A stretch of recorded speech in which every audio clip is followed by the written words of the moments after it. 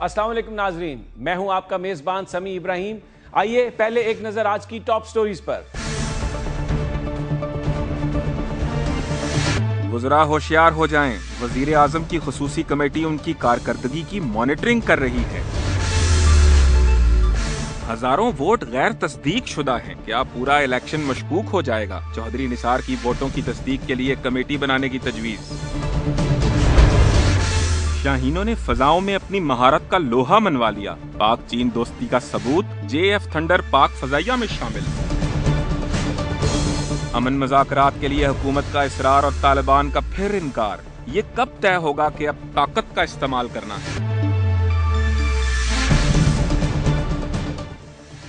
Voters की शनाख्त का मामला और मकनातीसी स्याही का इस्तेमाल बड़ी इंतहाई अहमियत इख्तियार करता जा रहा है। यूं लग रहा है कि जैसे मकनातीसी स्याही जो है वो हर चीज को अपनी तरफ खींच रही है, एक ऐसा गर्दाब बन गया है। लग रहा है कि कहीं कुछ लोगों का ये खदशा है, वो इजहार कर रहे हैं इस बात का कि कहीं सब कुछ इस भंवर की नजर ना हो जाए। आज भी कौमी असम्बली में वजीर दाखिला चौधरी निसार अली आए तो उन्होंने इसी स्याही के हवाले से बात की और ये कहा कि ये एक तमाशा लगा रखा है। इस बुनियाद पर अपोजिशन ने बड़ा एहतजाज किया और पहली दफा कौमी असम्बली से वॉकआउट किया पाकिस्तान की अपोजिशन की जमातों ने, और अब ये कि उन्होंने ऐलान किया है कि वो बाइकाट करेंगे जब तक चौधरी निसार अली खान अपने अल्फाज वापस नहीं लेते। उनका ये कहना है कि ये तमाशा नहीं, ये बड़ा संगीन मामला है, हजारों वोट जो है उनकी शनाख्त का मामला है। चौधरी निसार ने आज भी असम्बली में कहा कि ये दो मुख्तलिफ इशू हैं, जाली वोट और अनवेरीफाइबल वोट, ये दोनों मुख्तलिफ इशूज हैं, इनको आपस में मिक्स नहीं करना चाहिए। लेकिन अदालत इस हवाले से फैसला दे चुकी है कि जो वोट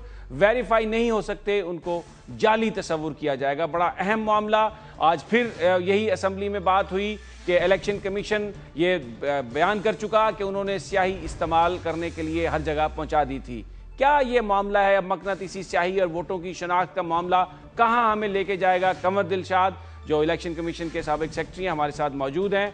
अस्सलाम वालेकुम कमर साहब। कमर साहब, ये तो ऐसा लग रहा है कि ये मकनातीसी स्याही हर चीज को अब अपनी तरफ खींच रही है और मिड टर्म इलेक्शन की बू आ रही है। चौधरी निसार अली साहब का ये कहना, ये बयान कीजिएगा कि ये जो बात है कि वेरीफाइबल वोट्स और जाली वोट, कोर्ट तो इस हवाले से वाज़ेह तौर पर बयान कर चुकी है।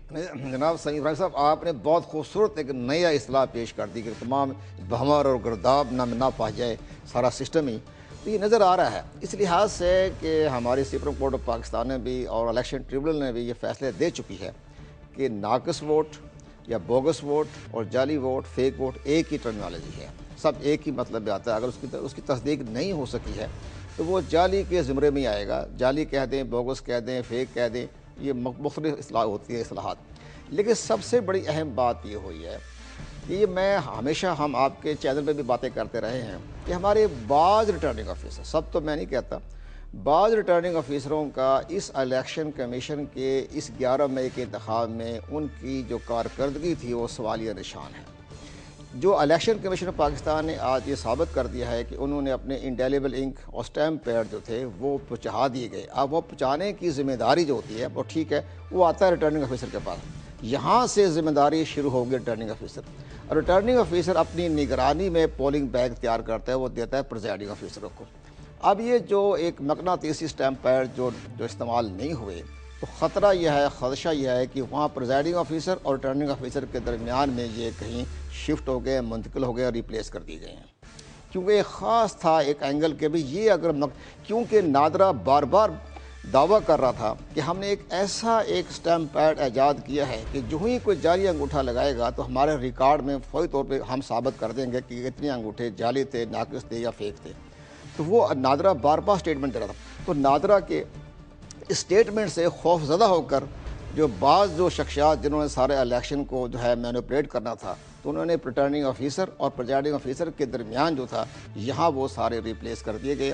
तो अब ये चाहिए ये कि जहाँ जहाँ पोलिंग स्टेशनों पर इतने लाखों में या हज़ारों में जो फेक आ रहे हैं इंप्रेशन के बगैर अंगूठे, तो वहाँ प्रिजाइडिंग ऑफिसरों को तलब कर लीजिए, उनके खिलाफ FIR कटवा दें। अच्छा, ये तो आपने एक एडमिनिस्ट्रेटिव आप बात कर रहे हैं कि FIR कट जाए, लेकिन जो पाकिस्तान की सियासी जमातें हैं, तहरीक इंसाफ तो ये कहती है कि ये तो फिर पूरा एक सवालिया निशान है इस पूरे प्रोसेस पर الیکشن کمیشن کے پاس کیا آپشن رہ جائے گی جب نہیں الیکشن کمیشن تو ظاہر ہے کہ انہوں نے پورا انتظامی معاملات کے تو ریٹرننگ آفیسر کو دیا جاتا ہے. اب ریٹرننگ آفیسروں کے پاس بے پناہ اختیارات ہیں. جب آپ یقین جانیں کہ جس وقت ان کی نامنیشن کی جاتی ہے, نامزد کی جاتی ہے, تقرر کیا جاتا ہے, تو وہ پھر نامنیشن پیپر کی وصولی سے لے کر حتمی رزلٹ جاری کرنے تک انہی کی ذمہ داری ہوتی ہے. اچھا, آپ کا تجربہ کیا بتاتا ہے کہ یہ جو مقناطیسی پیڈ چینج ہوئے ہیں یہ ریٹرننگ آفیسر اور پریزائڈنگ آفیسر کے درمیان میں تبدیل ہوئی ہے؟ اور تو کوئی راستہ نہیں ہے, کیونکہ الیکشن کمیشن کا تو بہت بڑے اچھے لوگ ہیں, بڑے صحیح میں وہ کام کرنے والے لوگ ہیں, لیکن وہ بیچارے آگے بیچارے استعمال نہیں کرتا, آگے محتاج ہیں ریٹرننگ آفیسر کو. جب انہوں یہ ہمارا قانون ہے, رولز میں لکھا ہوا ہے کہ تمام اسٹیشنری ریٹرننگ آفیسر کو پہنچائی گئی ہے باقاعدہ آرمی کے تھرو. آرمی نے جو ہے وہ سارا سامان اخباروں میں بھی آتا رہا اور یہ کہتے رہے کہ ہم نے آرمی کے تھرو سارا ریٹرننگ آفیسر کو پہنچا دیا بیلٹ پیپر اور اسٹیشنری کا سامان. اب وہ اسٹیشنری کا سامان سارا پہنچ گیا ریٹرننگ آفیسر کے پاس. اب ریٹرننگ آفیسر نے اس علاقے کی کانسٹیٹوئنسی میں اگر 280 یا 250 پولنگ اسٹیشن ہے تو 250 کے لگ بھگ ان کو مرحلہ وار بلایا جاتا ہے, ایک دن ہی بلایا جاتا ہے, مرحلہ وار بلایا جاتا ہے. وہ پریزائڈنگ آفیسروں کو وہ سارا پولنگ بیگ ان کے سامنے. یہ تو جو آپ بتا رہے ہیں جو طریقہ, اس سے تو واقعتاً ایسا لگ رہا ہے کہ پھر کیونکہ نادرا کی یہ سٹیٹمنٹ تھی کہ وہ ووٹوں کی شناخت کر سکیں گے, تو اس سے بچنے کے لیے یہ بیچ میں پیڈ تبدیل کیے گئے اور اتنے بڑے پیمانے پر تبدیل کیے گئے کہ ہزاروں کی تعداد میں جو ووٹ ہیں ان کی اب شناخت نہیں ہو سکتی. اچھا, ایک اور معاملے پر آپ کا کمنٹ چاہوں گا. آج قومی اسمبلی میں تو یہ بیان دیا گیا تھا کہ جو نادرا ہے اس کو ابھی الیکشن کمیشن کے ماتحت ایک فنکشن کو ماتحت اس کے کرنے کا ابھی کوئی سینٹ نہیں آئی اور ابھی ایک پرپوزل کی شکل میں, لیکن اب یہ خبریں آ رہی ہیں کہ لیٹر موصول ہو گیا نادرا کو کہ وہ الیکشن کمیشن کے ساتھ کام کرے گا 3 مہینے کے لیے. یہ بیان کیجیے گا, یہ نادرا تو ایک کانسٹیٹیوشنل باڈی ہے اور الیکشن کمیشن بھی, تو یہ وہ کام لے سکتے ہیں اس طرح ان سے؟ نہیں, ہماری بدقسمتی یہ ہے کہ ہماری بیوروکریسی میں بڑے وزنری شخصیات کی کمی پیدا ہو گئی ہے. اب جو بھی ہے, اب دراصل الیکشن کمیشن کو پاکستان کو تو آرٹیکل 220 کے تحت تمام اداروں سے جہاں سے چاہے وہ خدمات حاصل کر سکتا ہے.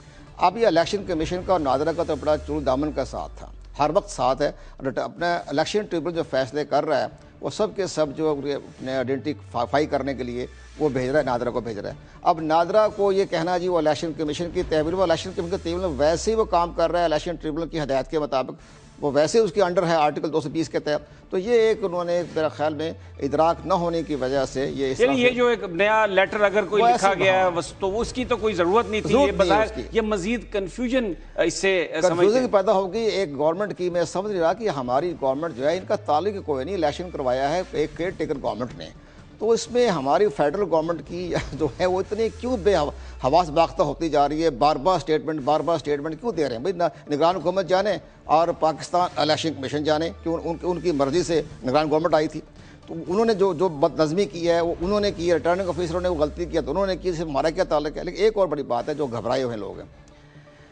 ان کا پس منظر چلا گیا ہے 7 مارچ 77 کو. 7 مارچ 77 جو انتخابات ہوئے تھے تو وہاں بھی اس پی این اے نے یہی دعویٰ کیا تھا کہ جی جعلی انگوٹھوں کے تحت, دستاویزات کے تحت یہ سارا انتخابی عمل میں آیا گیا. تو وہاں پر بھٹو صاحب نے جب زیادہ دباؤ پڑا تو انہوں نے ایک آرڈر جاری کر دیا کہ الیکشن کمیشن, جیسے ہمارے چودھری صاحب آرڈر جاری کر رہے ہیں, تو انہوں نے ایک باقاعدہ ایک آرڈر جاری کر دیا کہ الیکشن کمیشن پاکستان جو ہے وہ 3 مہینے کے اندر بلکہ 2 مہینے کے اندر یہ جہاں شکایتیں آ رہی ہیں تو ویریفائی کر لیں.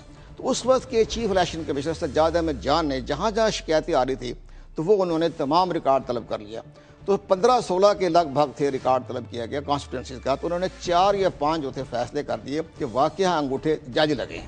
انہوں نے انگوٹھے اس زمانے میں تھا دیسی سسٹم, انہوں نے یہ کہا کہ انگوٹھوں پر کھیس جو ہوتا ہے, چادر کھیس لپیٹ کے, کپڑا لپیٹ کے وہ انگوٹھے لگے ہوئے ہیں. ایک بیلٹ پیپر پر 100 ووٹ ڈال دیے انہوں نے ایک جگہ پر. تو وہ اس پر انہوں نے رپورٹ دی اور 4 حلقوں کا الیکشن جو تھا وہ قلم قرار دے کر ری پول کا آرڈر دے دیا تاکہ پی این اے کی تحریک خاموش ہو جائے. لیکن بدقسمت یہ ہوئی کہ وہاں دوستی کام آ گئی. وہ جو یحییٰ مختار کا کیس آیا پشین اور کوٹے کا, تو وہ جو الیکشن کمیشن نے جو تمام انکوائری کرنے کے بعد فیصلہ کیا کہ یہاں بھی جعلی ووٹ پڑے ہیں, ابھی وہ اناؤنس نہیں کیا تھا کہ راتوں رات بھٹو صاحب نے آرڈننس واپس لے لیا. جو واپس لینے بھی ہوا کہ جناب آپ کو پتا ہو گیا پورے ملک میں آگ لگ گئی اور اس کے بعد طے شروع اپنے ایک دوست کو بچانے کے لیے. اب ایسا نہ ہو کہ یا صادق کو بچانے کے لیے کوئی نیا ڈرامہ نہ ہو جائے. بہت شکریہ قمر دلشاد جو یہ کہہ رہے تھے کہ یہ مقناطیسی سیاہی کا معاملہ جو ہے یہ ایک اہم ہے، اور ایسا لگ رہا ہے بادیوں نظر میں کہ ریٹرننگ آفیسر اور پریزائڈنگ آفیسر کے درمیان جو کمیونیکیشن تھی وہیں کہیں یہ ساری تبدیلی ہوئی، لیکن اہم معاملہ ہے اور خاصے اس کے بڑے اثرات ہو سکتے ہیں۔ ناظرین یہاں پر ہم لیتے ہیں ایک بریک، اور بریک کے بعد ہم بات کریں گے ایک بہت اہم ڈیولپمنٹ پاکستان ایئر فورس کے لیے۔ JF تھنڈر 17 پلین جو ہیں ایئر فورس کے وہ شامل کیے گئے ہیں، اور ایئر مارشل ریٹائرڈ شاہد لطیف ہمارے ساتھ ہوں گے، ان سے گفتگو کریں گے کہ ان طیاروں سے پاکستان ایئر فورس کی صلاحیت کتنی بڑھے گی، اور کیا پاکستان میں جو لوگ کچھ خواب دیکھ رہے ہیں کہ امریکہ پر ہماری ڈیپینڈنس کم ہو، کیا اس کی تعبیر نظر آ رہی ہے۔ لیکن یہ سب ایک بریک کے بعد۔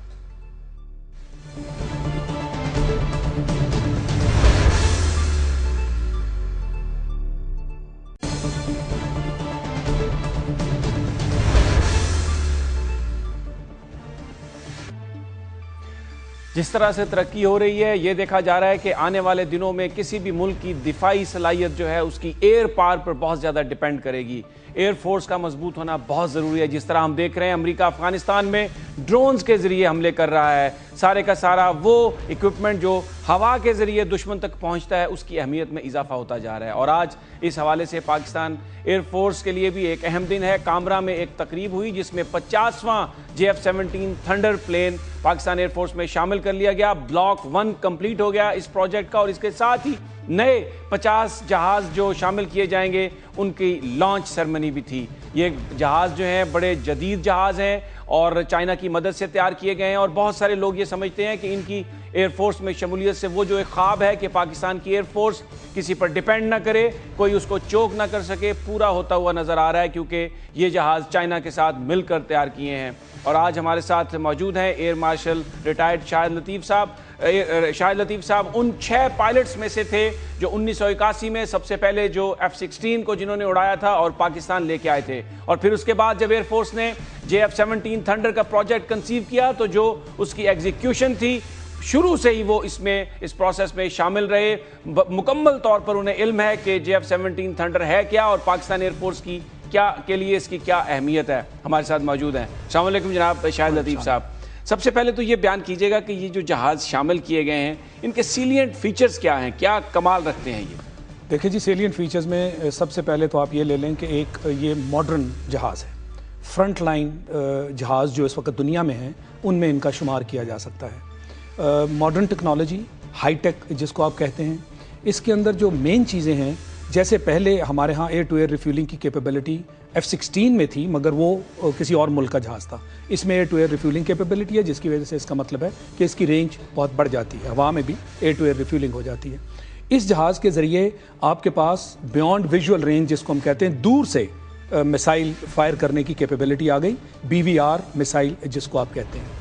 اس کا جتنا ایویونکس یا الیکٹرانکس وہ جو ہے وہ سارے کا سارا ماڈرن ہے، اور اس میں یہ کیپیبلٹی ہے کہ آئندہ جوں اس میں اپ گریڈز ہوتے رہیں گے آپ یہ جہاز ان کے کمپیٹیبل ہوگا، یعنی آپ ماڈرن اکوپمنٹ جوں آئندہ وہ ٹیکنالوجی میں ترقی ہوتی جائے گی وہ آپ اس جہاز کے ساتھ انٹیگریٹ کر سکیں گے، یعنی اس کے ساتھ انٹرفیس ہو سکے گا ان چیزوں کا، اور یہ ایک بہت امپورٹنٹ ایلیمنٹ ہے۔ جیسے آپ نے دیکھا کہ F-16 بلاک بلڈنگ اپروچ سے بنا، یعنی آج بھی F-16 جو 70s کی ٹیکنالوجی تھی آج بھی وہ ریلیونٹ ہے، اور فرنٹ لائن جہازوں میں اس کا شمار ہوتا ہے۔ یہی بلاک بلڈنگ ہم نے JF-17 میں بھی اپنائی، اسی لیے آپ نے جو انٹروڈکشن میں بتایا کہ بلاک 1 مکمل ہو گیا، اب ہم بلاک 2 کی طرف جا رہے ہیں۔ اچھا، ایک یہ بیان کیجئے گا، میں دیکھ رہا تھا کہ یہ بہت پہلے پروجیکٹ شروع ہوا لیکن آہستہ آہستہ ہوا، ڈیلے ہوا، کیا کوئی رکاوٹ تھی، کوئی ناپسند کر رہا تھا، کیا وجہ کیا تھی؟ جی، یہ جہاز جو ہے کنسیو تو 90s میں ہوا، اور کیسے ہوا؟ کیونکہ اس وقت آپ کو یاد ہے ہمارے اوپر سینکشنز لگ گئی تھی، F-16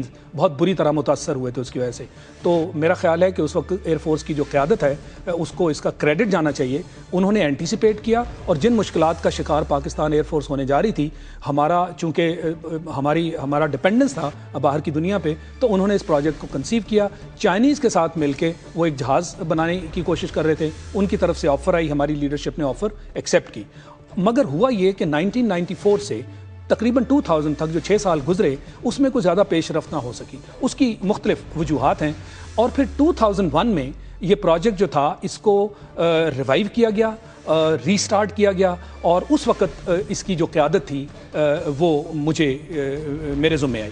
تو تب سے لے کے ہم نے صرف 2.5 سال میں یعنی 2003 سپٹمبر میں ہم نے اس کا پروٹوٹائپ اڑا دیا, جبکہ ایسا دنیا میں کہیں نہیں ہوتا. 2 چیزیں ہوئیں, ایک تو یہ کہ ایئر فورس کہیں پہ بھی دنیا میں کسی ایئر فورس نے آج تک جہاز بنانے میں کوئی کام یا رول ادا نہیں کیا. دوسرا یہ کہ اتنے کم عرصے میں جہاز بنا دینا, جبکہ ایک عام فائٹر جہاز جو ہے اس کی ڈیزائننگ اینڈ ڈیولپمنٹ کم از کم 10 سال ہوتی ہے, تو وہ 2.5 سال میں ہم نے کر دیا. مگر یہ ہماری کمپلشنز تھیں, کیونکہ ہمارے جہاز جو تھے پرانے ہو رہے تھے, ریٹائر ہونے والے تھے, ان کی ریپلیسمنٹس نہیں تھیں, تو ہماری کیپیبلٹی میں فرق آ جاتا اگر نمبرز کم ہو جاتے.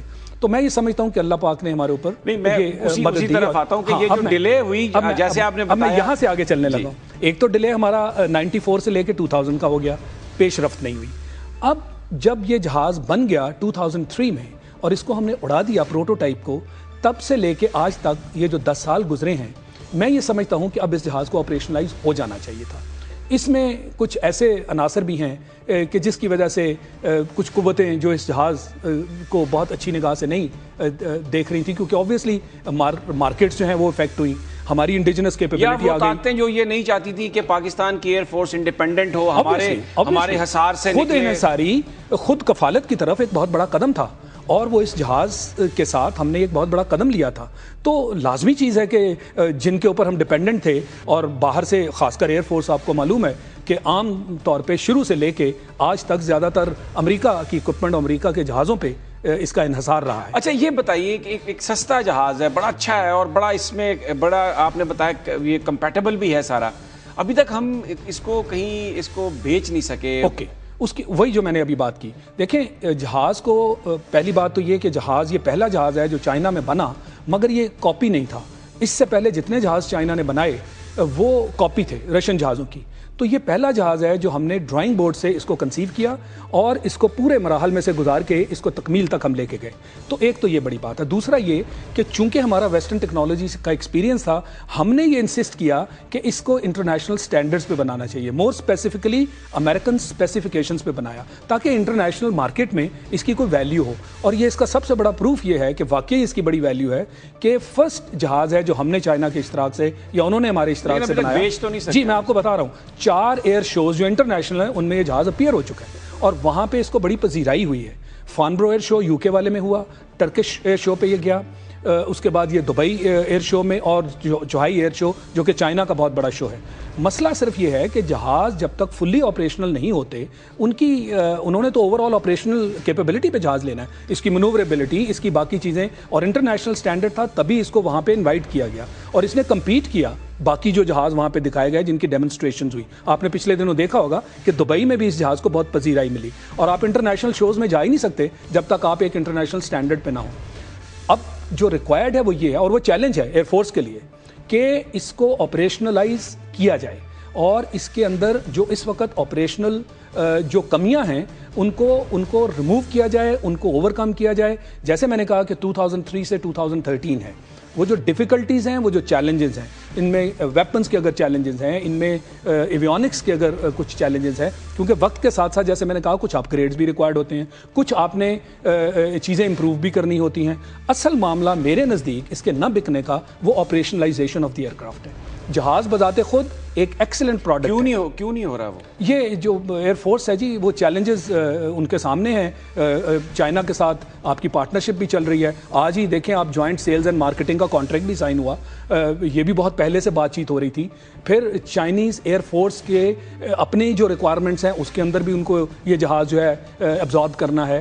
تو میں سمجھتا ہوں کہ یہ دونوں کی شراکت سے, جیسے ہم نے پہلے چیلنجز کا مقابلہ کیا اور 2.5 سال میں یہ جہاز بنا دیا, مارکیٹ میں اس کو لے آئے, اب میں یہ سمجھتا ہوں کہ ایک اور پش کی ضرورت ہے تاکہ اس جہاز کو آپریشنلائز کر کے اس کے باقاعدہ, اور کسٹمرز ہیں یہ بھی میں آپ کو بتا دوں, شاید انتظار اس چیز کا ہے کہ اس کی فل آپریشنل کیپیبلٹی کو کسٹمرز جو ہیں وہ اس تک پہنچتے ہوئے اس کو دیکھیں اور پھر فائنل آرڈرز پلیس کریں. مگر اس کے اندر انٹرسٹ بہت سارے ملکوں کے ہیں, یہ میرا ذاتی نالج ہے. بہت بہت شکریہ شاہد لطیف صاحب جو یہ کہہ رہے تھے کہ تاخیر ہوئی ہے، ڈیلے ہوئی ہے، ابھی بھی بڑا چیلنج ہے ایئر فورس کے لیے کہ اس کو آپریشنل بنایا جائے تاکہ اس کو مارکیٹ میں بیچا جا سکے، لیکن بڑی وضاحت سے انہوں نے بیان کیا کہ شروع سے رکاوٹیں تھیں اور وہ طاقتیں جو پاکستان ایئر فورس کو انڈیپینڈنٹ نہیں ہونا چاہتی تھیں، وہ چاہتی تھیں کہ انہی کے جہازوں پر ڈیپینڈ کیا جائے، یقیناً وہ بھی اس راہ میں رکاوٹیں ڈال رہی ہوں گی۔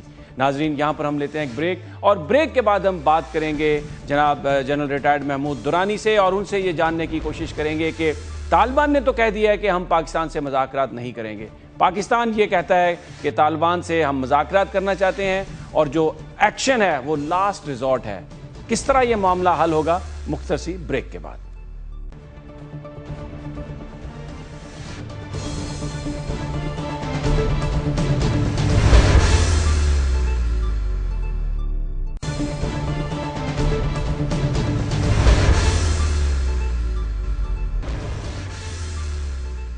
طالبان سے مذاکرات ایک نہایت اہم معاملہ بن گیا ہے پاکستان کے لیے۔ کل جو ہائی لیول میٹنگ تھی پاکستان کی، جس میں پاکستان کی عسکری اور سیاسی قیادت اکٹھی بیٹھی، یہ فیصلہ کیا گیا کہ مذاکرات ہی کیے جائیں گے، طالبان سے گفتگو کے ذریعے معاملات کو حل کیا جائے گا، اور جو یوز آف فورس ہے اس کو لاسٹ ریزورٹ کے طور پر رکھا جائے گا، یعنی فوجی ایکشن تبھی کیا جائے گا جب یہ دیکھا جائے گا کہ مذاکرات سے معاملات حل نہیں ہوتے۔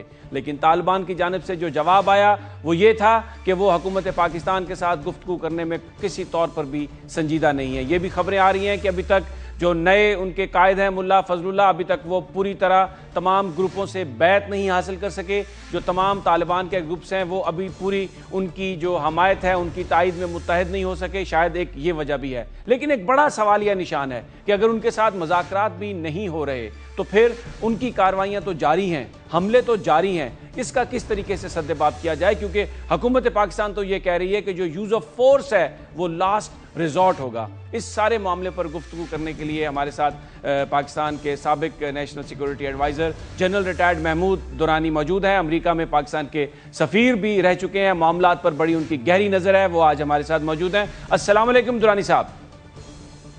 جی وعلیکم السلام۔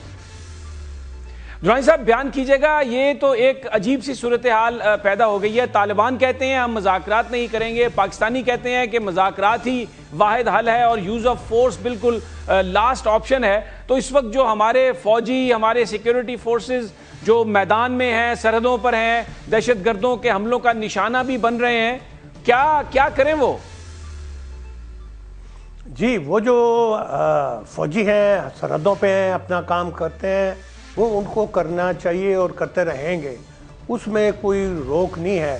اس مطلب ہے کہ یہ کہہ رہے ہیں مذاکرات کریں گے، اچھی بات ہے اگر مذاکرات ہوں۔ جو ابھی طالبان کی طرف سے جو سٹیٹمنٹ آئی ہے ملا فضل اللہ کی طرف سے، تو وہ ایک میکسیملسٹ پوزیشن ہے، مطلب ہے کہ وہ اس میں اگر خالی چلیں تو پھر تو کوئی بات ہی نہیں ہے، بات ہی نہیں ہو سکتی۔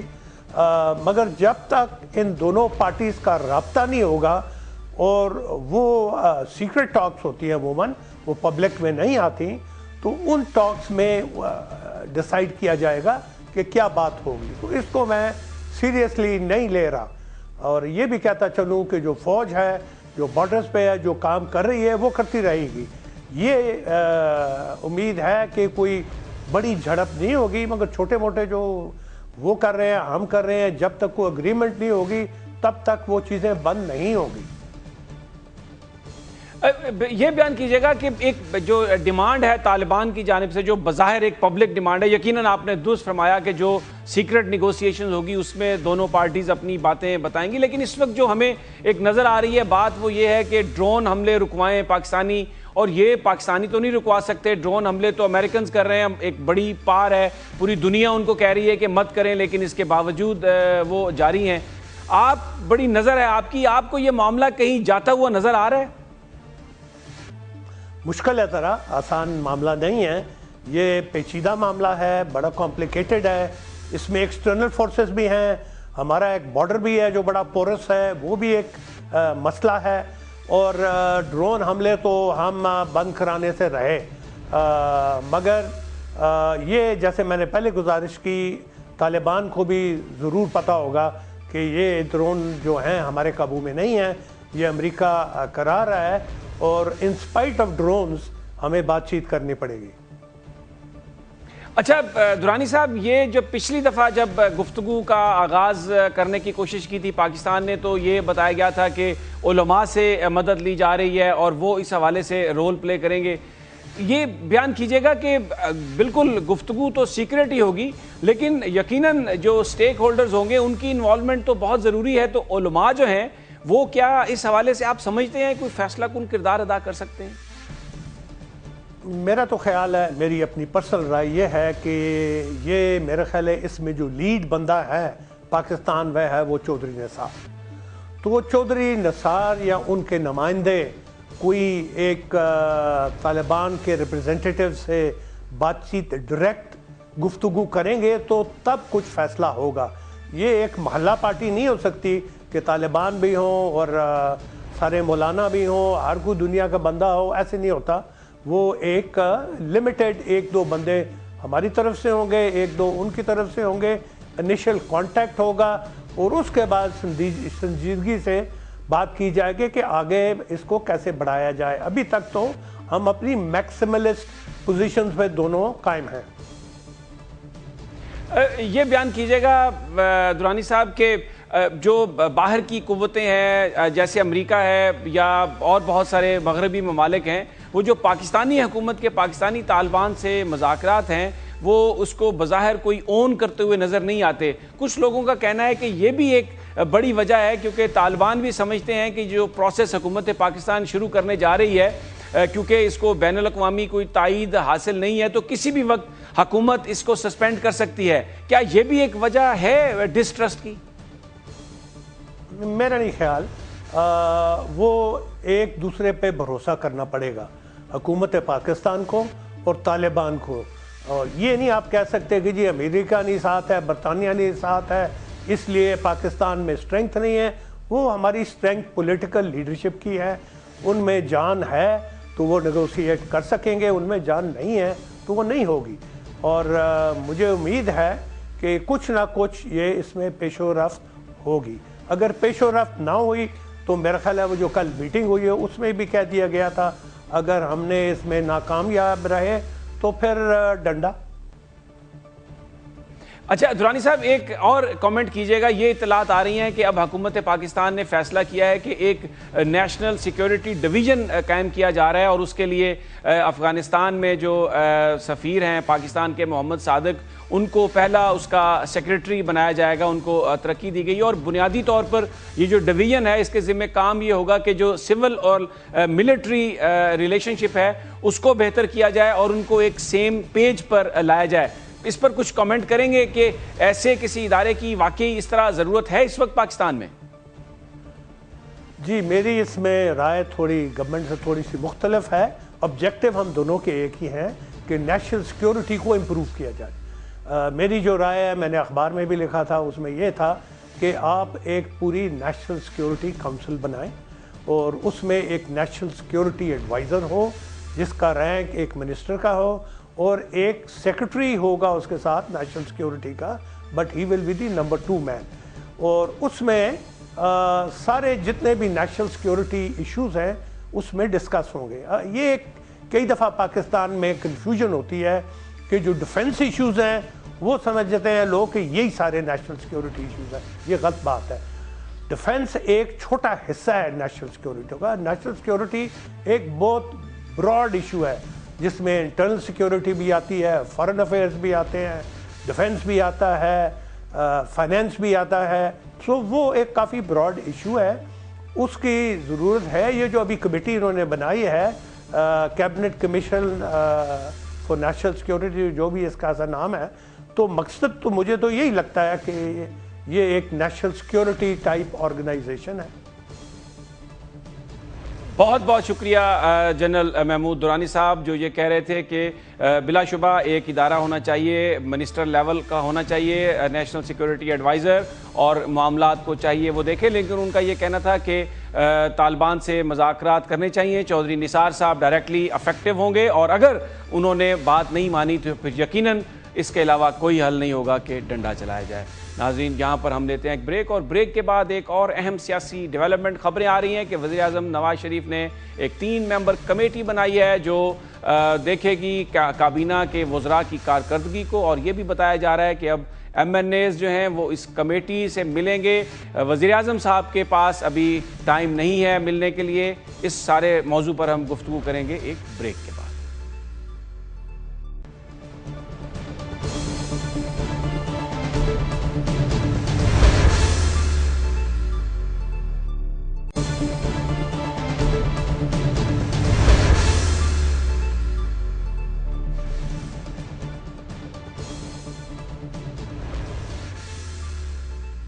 مسلم لیگ نون کے قریبی ذرائع یہ بات بتا رہے ہیں کہ ایک 3 ممبر کمیٹی بنائی جا رہی ہے۔ وزیراعظم نواز شریف نے اس کی منظوری دی ہے، اور یہ 3 ممبر کمیٹی مشتمل ہوگی جناب حمزہ شہباز پر، چودھری سعود مجید اور کیپٹن ریٹائرڈ صفدر، جو وفاقی وزراء کی کارکردگی پر نظر رکھے گی، اسیس کرے گی اور بتائے گی کہ کون سا وزیر کیا پرفارم کر رہا ہے۔ اس کے علاوہ یہ جو کمیٹی ہے یہ مختلف ایم این ایز کے جو مسائل ہیں مختلف منسٹریز میں ان کے حوالے سے بھی نظر رکھے گی، اور جو ایم این ایز وزیراعظم صاحب سے ملنا چاہتے ہیں وہ سب سے پہلے اس کمیٹی کے اراکین سے ملیں گے۔ حمزہ شہباز صاحب ان کی گفتگو سنیں گے اور ان کے جو مسائل ہیں ان کو حل کرنے کی کوشش کی جائے گی۔ اگر کوئی مسئلہ حل نہیں ہوا تو پھر وزیراعظم صاحب سے ملاقات کرے گا وہ ایم این اے، کیونکہ بتایا یہ جا رہا ہے کہ وزیراعظم انتہائی مصروف ہیں۔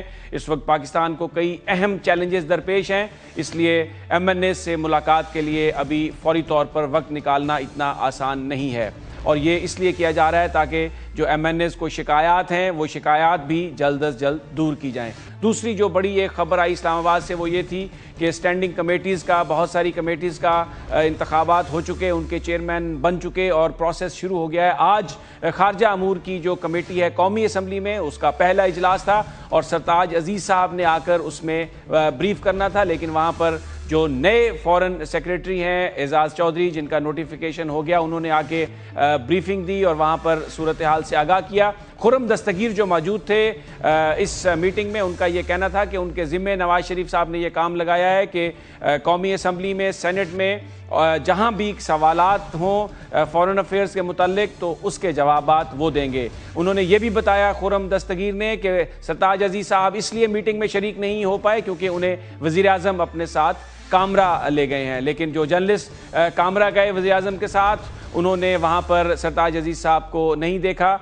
یہ بتایا جاتا ہے کہ سرتاج عزیز صاحب ان کے ہمراہ نہیں تھے۔ کمیٹی میں آج جو ممبران تھے وہ بار بار یہی ریکویسٹ کر رہے تھے کہ حکومت ان کو جو بھی معاملات ہیں اس سے آگاہ رکھے اور بالکل صحیح ان کو صورتحال بتائے، کیونکہ وہ یہ کہہ رہے تھے کہ یہ نیشنل افیئرز کا معاملہ ہے، فورن افیئرز میں کوئی اختلاف نہیں ہے، اور وہ چاہتے ہیں کہ حکومت کو ایسے مشورے دیں جس سے پاکستان کی خارجہ پالیسی بہتر انداز میں ترتیب دی جا سکے۔ یہ جو ساری اسٹیٹ آف افیئرز ہے اس پر آج ہم گفتگو کریں گے۔ پلڈاٹ کے سربراہ جناب احمد بلال محبوب ہمارے ساتھ ہیں۔ السلام علیکم جناب بلال صاحب۔ وعلیکم السلام جناب۔ بلال صاحب کامنٹ کیجئے گا، وزیراعظم صاحب نے کمیٹی بنائی ہے، حمزہ شہباز صاحب اور کیپٹن صفدر اور چودھری سعود مجید ہوں گے، ایم این اے سے ملاقات شاید اب مشکل ہو جائے گی کیونکہ وزیراعظم صاحب کے ذرائع یہ کہتے ہیں کہ وہ نہایت اہم جو اس وقت چیلنجز ہیں ان میں مصروف ہیں۔ یہ بیان کیجئے گا کہ اس کا امپیکٹ کیا ہو سکتا ہے پولیٹیکل مسلم لیگ نون پر؟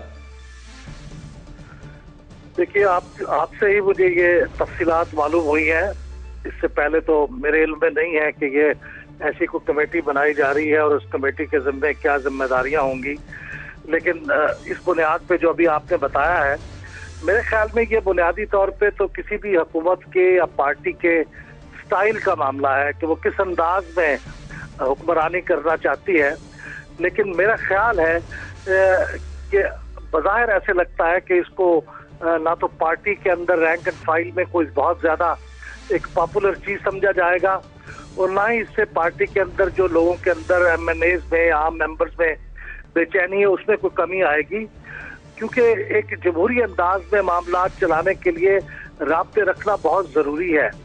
وزیر اعظم ایوان میں بھی بہت کم آتے ہیں، اب تک صرف 5 مرتبہ تشریف لائے ہیں، وہ 78 سٹنگز ہو چکی ہیں، تو تقریباً 5% ان کی حاضری رہی ہے۔ تو یہ تمام چیزیں پارٹی کے بارے میں اور خود اس حکومت کے بارے میں کوئی اچھا تاثر قائم نہیں کریں گے۔ یہ درست ہے کہ وزیر اعظم مصروف ہوتے ہیں اور ان کی اپنی ذمہ داریاں ہوتی ہیں، لیکن اس کے باوجود ایک جمہوری نظام میں وزیر اعظم کو اپنی ذمہ داریوں کے ساتھ ساتھ عوام سے بھی رابطہ رکھنا ہوتا ہے، عوام میں بھی اپنی حاضری کو یقینی بنانا ہوتا ہے. جیسے برطانیہ کا وزیر اعظم ہر ہفتے ایوان میں آ کے ایک بار سوالوں کے جواب خود دیتا ہے، تو پرائم منسٹر کا کوشچن ٹائم ہوتا ہے. ہمارے یہاں یہ بھی نہیں ہوتا. تو میرے خیال میں کچھ اس طرح کی مصروفیات میں توازن پیدا کرنے کی ضرورت ہے اور ڈیلیگیٹ کرنے کی ضرورت ہے. میرے خیال میں جو اختیارات کا ارتکاز ہے اس کی وجہ سے پرائم منسٹر کے اوپر بہت سے دباؤ ہیں، اور میرے خیال میں اب نئے ڈیلیگیشن کا زمانہ ہے کہ اختیارات کو تقسیم کیا جائے، ان کو بہت سائنٹیفک انداز میں لوگوں کے حوالے کیا جائے، اور پھر وہ خود ایک مینیجر کی حیثیت سے اور ایک لیڈر کی حیثیت سے بیٹھے، نہ کہ وہ ہر کام خود کریں. اور اس طرح سے انہیں اپنے خارجہ امور اور داخلہ امور میں بھی ایک توازن پیدا کرنے کی ضرورت ہے. اچھا بلال صاحب، میں وقت کم ہے، اس پر آپ کا کمنٹ چاہوں گا. پہلا اجلاس تھا اسٹینڈنگ کمیٹی جو خارجہ امور کی ہے، اور سرتاج عزیز صاحب نے آنا تھا. وہاں یہ بتایا گیا کہ سرتاج عزیز صاحب کامرا گئے ہیں، لیکن وہ کامرا وزیر اعظم کے ہمراہ نہیں تھے، کسی نے انہیں دیکھا بھی نہیں. اور کمیٹی کے ممبران بار بار یہ کہہ رہے تھے، جن میں شاہ محمود قریشی تھی یا شیریں مزاری، وہ یہ بار بار یہ کہہ رہے تھے کہ ہمیں جو بھی معاملہ ہے اس پر سچ بتایا جائے. تو یہ جو ایک ریلیشن شپ آف ٹرسٹ ہے، وہ آپ نہیں سمجھتے کہ اس قسم کے بیانات سے متاثر ہوگا؟ دیکھیے، یہ کمیٹیاں روایتی طور پہ ہمیشہ اس بات کی توقع کرتی ہیں کہ ان کے اجلاس میں ان کی وزارت کا جو سب سے سینئر آدمی ہے، جیسے وفاقی وزیر ہے، وہ خود وہاں موجود ہو اور اس کی زبانی وہ حکومت کی پالیسیوں کے بارے میں بیان سنیں اور ان سے سوالات کے جواب حاصل کریں. اور جب کبھی بھی سینئر موسٹ شخص کمیٹیوں کی اجلاس میں نہیں آتا تو یہ ایک بدگمانی بھی پیدا ہوتی ہے اور غیر تسلی بخش رویہ بھی سمجھا جاتا ہے. لیکن یہ بات بھی سمجھنے کی ہے کہ ہر دفعہ وزیر کا وہاں پہ بذات خود حاضر ہونا ممکن نہیں ہوتا، خاص طور پر وزیر خارجہ کا، جس کے بہت سے ایسے معاملات ہوتے ہیں. تو میرے خیال میں یہ ایک باہمی مسلسل رابطہ رکھنے کی ضرورت ہے. اور اگر بہت بہت شکریہ. میں بلال صاحب آپ کو روکوں گا کیونکہ وقت کی کمی ہے. بہت بہت شکریہ، آپ نے بڑی وضاحت سے یہ بیان کیا کہ ممبران کیا چاہتے ہیں اور حکومت کو کیا کرنا چاہیے. ناظرین، یہ تھا آج کا پروگرام. کل پھر آپ سے ملاقات ہوگی ٹاپ سٹوری میں نئی خبروں اور انالیسس کے ساتھ. اجازت دیجیے، اللہ حافظ.